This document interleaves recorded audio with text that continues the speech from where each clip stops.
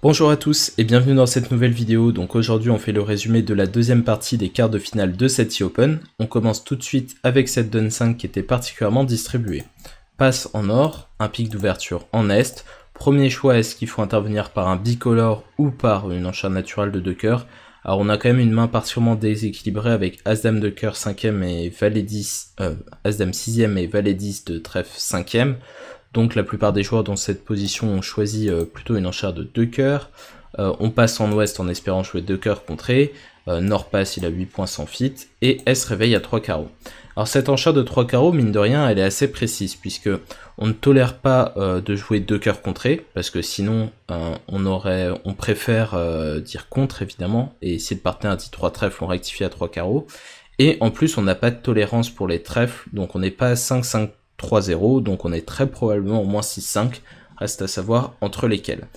Est, à mon avis, doit dire 4 trèfles dans cette position, parce que si le partenaire a 5 cartes, on a tout de suite une excellente défense à 5 trèfles, voire qui gagne, hein. Si le partenaire a l'as de trèfle 5ème et le 5 de ton cœur, on est absolument tabulaire, donc je suis partisan d'une enchère de 4 trèfles, sur quoi West doit se méfier. Il pourrait sembler que il a un contre punitif assez facile avec sa main, mais il sait que Nord est court à cœur, puisque lui il en a 5, l'adversaire en a 6, et donc nécessairement il y a des courses qui se baladent entre la main d'Est et la main d'Ouest, et il n'a pas les intermédiaires, donc il y a des espaces faciles, il sait que les adversaires sont au moins en fit 9ème et parfois en fit 10ème, donc c'est très dangereux de contrer punitif, et vous voyez que si on met l'as de trèfle dans la main des Nord-Sud et le roi de carreau en plus dans la main d'Est, c'est une toute autre histoire. Donc je pense qu'il faut plutôt dire 4 carreaux, sur quoi West a quand même le roi de trèfle 4ème, donc on peut dire 5 trèfles, et S devrait mettre le 5ème carreau avec son 6-6. Bon, je vois bien que 5 trèfles contrés chute de 2 sur cette main, mais les atteindre ça n'a absolument rien d'évident pour les S-Ouest de contrer, parce que ils sont pas dans le bon tempo. Est une enchère de 5 carreaux avant qu'Ouest puisse contrer. Donc on joue le contrat de 5 carreaux et on entame le valet de trèfle. Il est pris de l'as, et là maintenant il faut faire attention à ses communications du point de vue d'Est et jouer carreau pour le 6, puisque ça permettra d'avoir 2 communications. Donc on prend du roi en or, bon, disons qu'on rejoue 10 de cœur, il suffit de couper, de remonter au 10 de carreau, hop, et de faire l'impasse 2 fois à pique. Donc d'abord le 9 de pique pour l'as, retour trèfle, coupé, carreau pour l'as, et l'impasse pique. Pour faire sur la pointe des pieds, c'est 11 levées pour le déclarant, donc bien joué à tous ceux qui ont gagné ce contrat de 5 carreaux avec cette ligne de jeu sympathique. Pour les autres, pour ceux qui ont réussi à contrer 5 trèfles, je sais pas quelle séquence vous avez vu parce que c'était franchement compliqué, et à noter que le contrat de 4 piques gagnait sans problème si vous n'étiez pas embêté jusqu'au palier de 5 par vos adversaires. On passe à la Dun 6, donc la séquence est 1 sans atout, 2 carreaux, 2 cœurs, 4 cœurs. Alors à noter qu'on peut aussi dire 1 sans atout, 4 cœurs avec la main de Nord.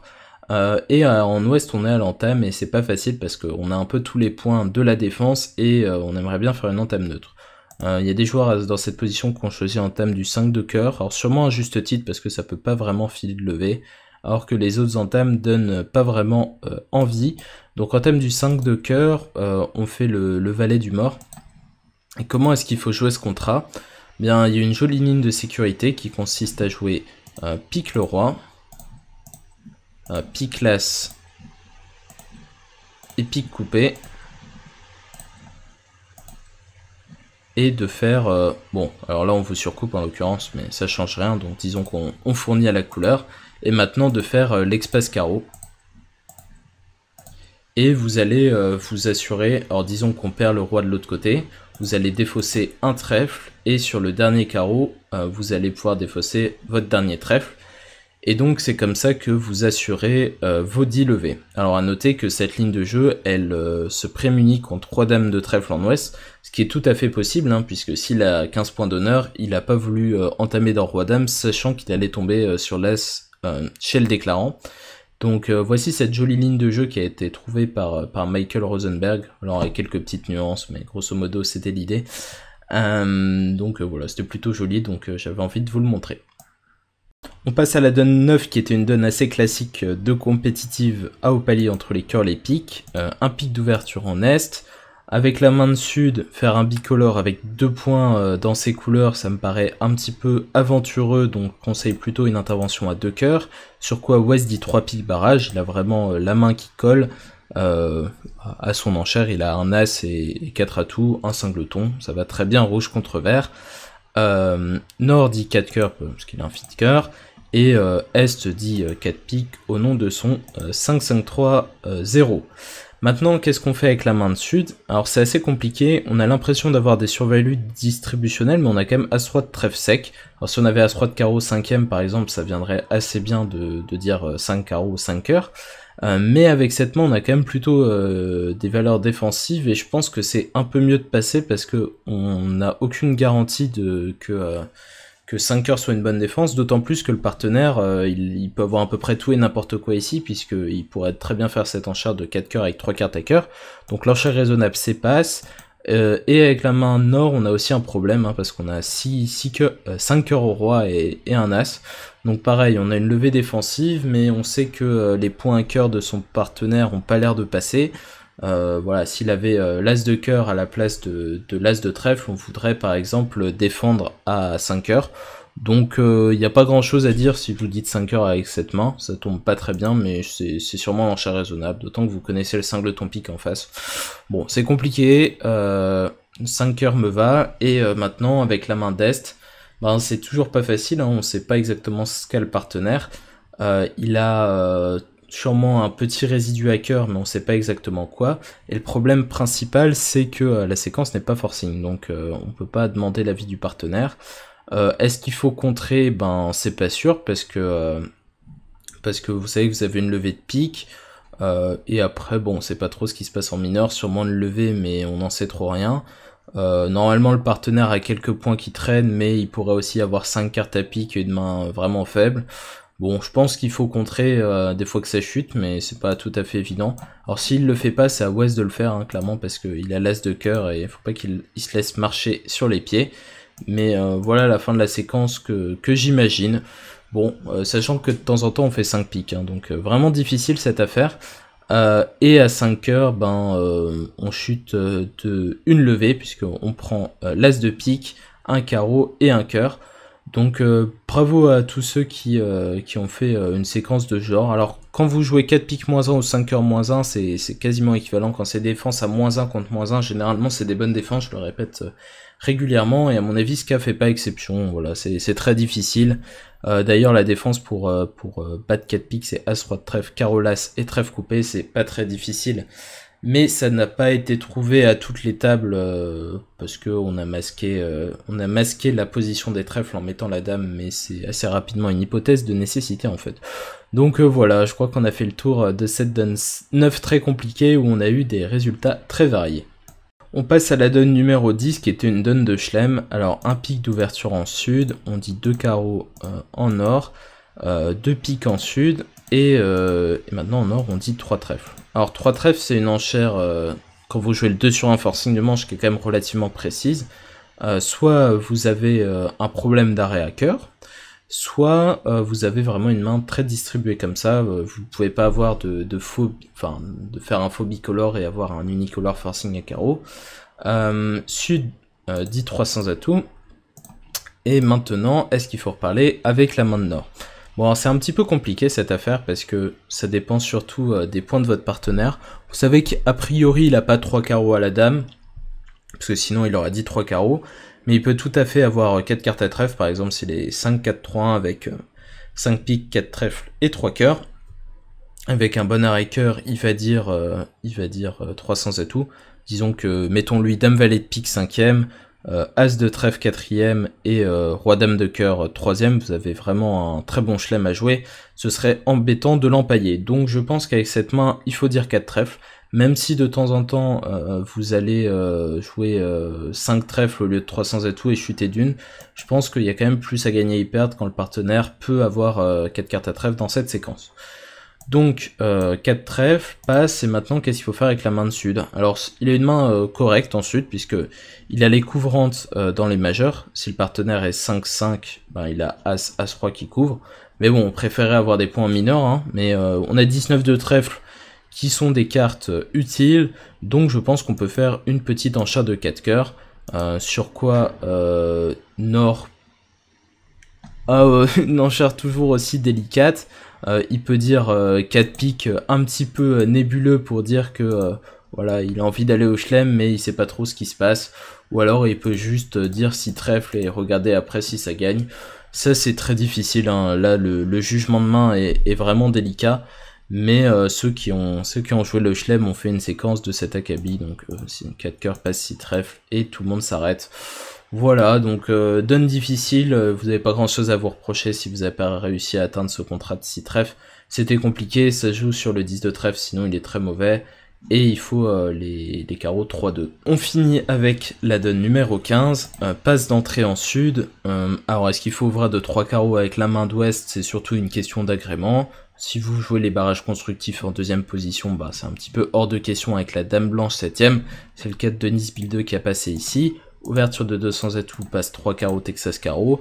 Maintenant, est-ce qu'il faut contrer? Alors, c'est un peu problématique cette main, parce que si vous défendez contre 300 atouts, vous avez plutôt envie que le partenaire entame carreau s'il a un honneur second et que les carreaux sont de 2 par exemple, ou même s'il a 2 petits carreaux et que les carreaux sont de 2.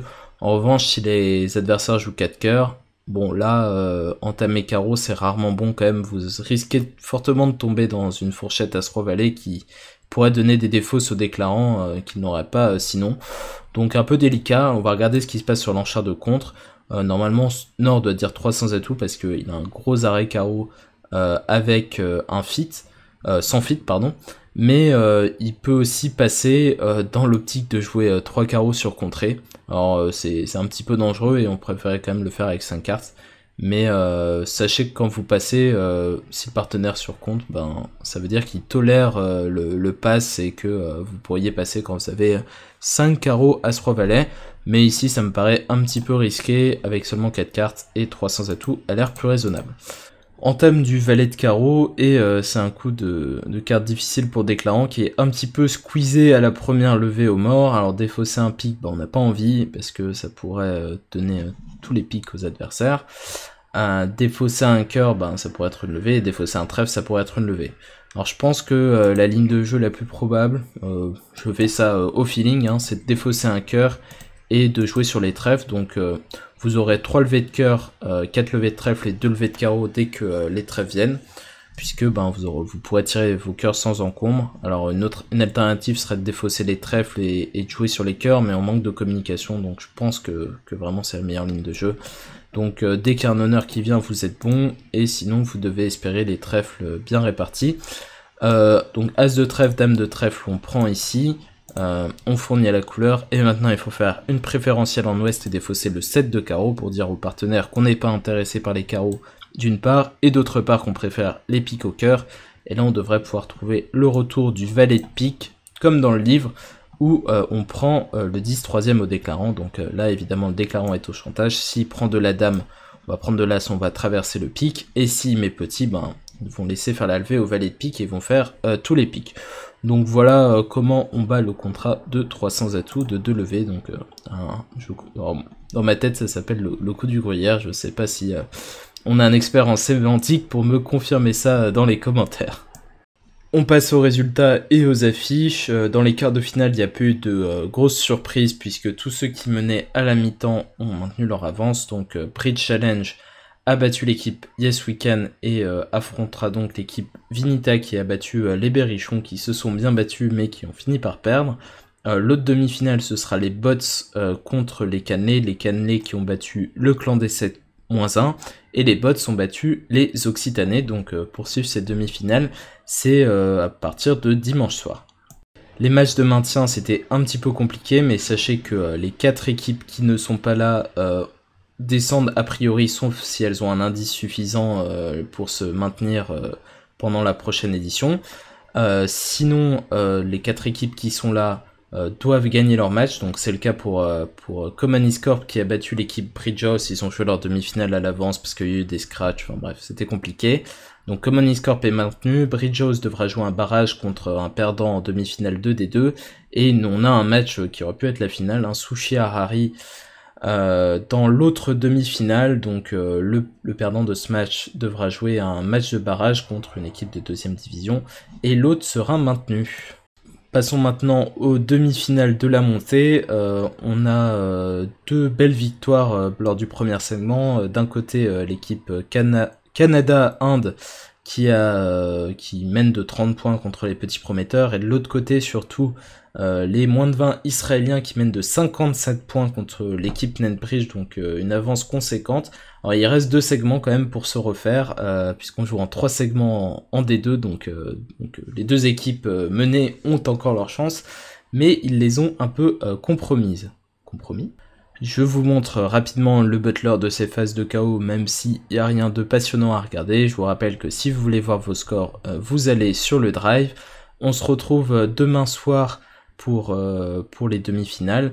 Donc n'hésitez pas à venir, c'est le début de la distribution des médailles pour ceux qui gagnent cette demi-finale. On rappelle que la finale ensuite se jouera sur 4 segments, dont les 2 derniers le week-end, donc voilà, ça va être très sympa. On aura à coup sûr des matchs de haut niveau vu ce que nous ont montré les équipes qui sont qualifiées jusqu'ici. Si vous avez apprécié la vidéo, n'hésitez pas à la liker, à vous abonner si c'est pas encore fait, et à bientôt pour un prochain résumé. Salut!